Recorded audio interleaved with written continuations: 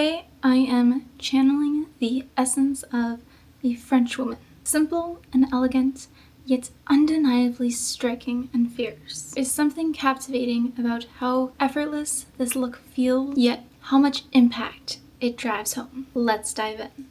So this look really starts with perfecting the base. That means skincare. It's all about balance of a luminous, healthy glow and looking natural. So I already did my skincare and I'm going to be keeping the foundation lightweight today and really just to cover up any redness or unevenness. And what I'm using today is the Covergirl Simply Ageless. Shade I have is 20. And I really like this because it feels so skin-like. It really feels like another layer of skincare with just a little bit of pigment in it. My favorite way is to warm it up in my hands and then kind of like press it into my skin. I know this shade is way too light for me, but we're gonna make it work anyway. I'm not a fan of how this looks with multiple layers, so I'm gonna go in with some concealer just in some spots that are a little bit more red still. And I'm using my Natasha Denona Higlam concealer, shade 4N. The cat eye is an iconic part of the French makeup look. It is a staple of the boldness that this look represents. So I'm going to keep the rest of the look very neutral, like browns, soft browns, taupes, really just to define the eye shape. I'm just priming the lids. So two palettes came to mind to use this look, but really anything that you have, as long as it's like neutral to light browns, it's gonna work. So I have my Better Than Chocolate palette and my NYX Ultimate Shadows palette. These both have just really nice different colors and shades of brown. So this one definitely is more warm toned, but there are some browns in here that I can use. And then, of course, just my trusty NYX palette. I use all these colors. Like this row, the browns in there, I use for this look. And then I like to define the lid sometimes with the white shade. I'm just going to set my base with this all over the lid color. I'm going to do my wing first. That way I can kind of have my shadow going along with it. So this is the tough part. I needed to make sure I am steady and still because one wrong move and it's gonna be over. So I usually start on this eye. It's much easier for me. This is my difficult eye over here. So I think I'm gonna try and start with this one first and then try and copy it. Because I always do this eye and then try and copy it. But where my eyes crease, it's slightly different on this eye. So I think that's gonna be the game plan. I'm using the NYX Epic Ink Liner and I'm actually opting for dark chocolate shade today. I'm going to do that with my mascara as well. If you feel that like it's too bold for you, opt for browns. It's much softer and gives the same effect. Okay, that took so much effort.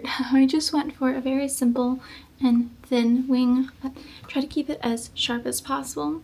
So now we can move on to the eyeshadow look. So first I'm going to go in with this very like light brown taupey shade and it's called Buttercream. I'm gonna kind of keep it in the crease but also make it to the like very elongated shape just following that wing.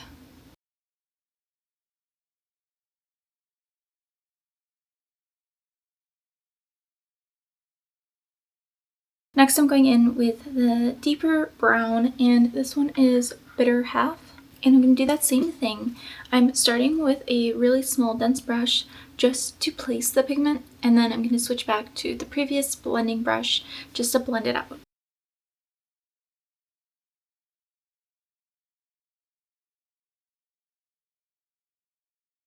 And you can opt to stop here, but I want just a little bit more drama with the eyes. So I'm going into a deeper brown and this one is Brownie Points. This shade right here. And this I'm going to keep really on this outward V, but I'm going to use it to kind of connect the wing with the shadow. Because as you can see, there's kind of this gap in between.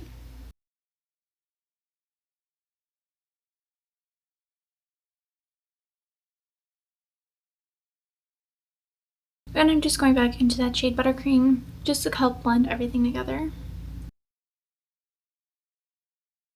So I'm just going to pop off camera to do some mascara quick, and then we can finish the rest of this look. Alright, so you could opt for a little bit of contour, but this look avoids bronzer altogether, so I'm thinking of just doing a little, just like some natural contouring.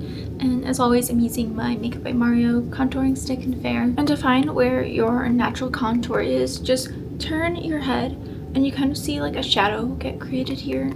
It's a little harder because I do foundation on now, but you can kind of see it right there.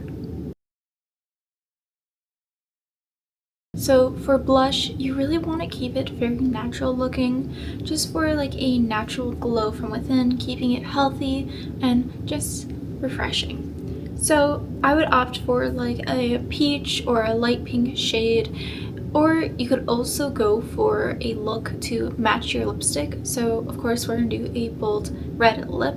You could do like a very diffused red cheek. I think that looks gorgeous as well. But again, like, you don't want anything like super glittery over the top. You just want it to be very cohesive and blend together. So today I am using Benefit Shelly. You do want to make sure to set your face, so I'm using the Charlotte Tilbury airbrush setting spray, and I really like this one with the skin tint that I used, so I think it just makes a really great pairing. So like I said, we are going for a bold lip today, and I'm opting for MAC Ruby Woo, which is just such an iconic true red shade. And I know bold lips can feel very intimidating at first. Personally, I think they look wonderful on other women. It looks so natural and like they're just used to it and so comfortable. And then when I do it for myself, I always feel very just like insecure about it, and like I can't pull it off. But it really is just in your head. You just don't see yourself in these bright reds very often, so that really is like the whole reason why it feels so intimidating. If you don't want to do like a true red, you can opt for like a muted like berry shade that will still drive the punch of this very empowered look. So I want to go for like a softer look today. I did make sure to prep my lips very carefully for this. So last night I exfoliated and then I just wiped off some lip balm that I had on. So because I want it to be more of like a powdery, like just kissed, blurred look, I'm putting a little on my finger and I'm going to start tapping it right in the middle. We're just going to build it up. So now there's a little bit of pigment and we're just going to keep building it up. So now that I've done a few layers, I am just spreading it across the lips and getting an even coat around. So I'm going to put just a tiny bit directly on my lips, but right in the center, so that is the brightest spot. I'll start on the bottom lip and then put my lips together to blend it out. What I really love about this look is that you can play around with how bold it is, and I always like that the lips are the focal point, but you can still be dramatic and bold with the eyes. So here is the final look. I really love how this turned out. I feel like it is just a beautiful balance of the striking boldness with the soft, delicate features and naturalness of the makeup look. Thank you so much for watching, and I will see you guys next time. Bye!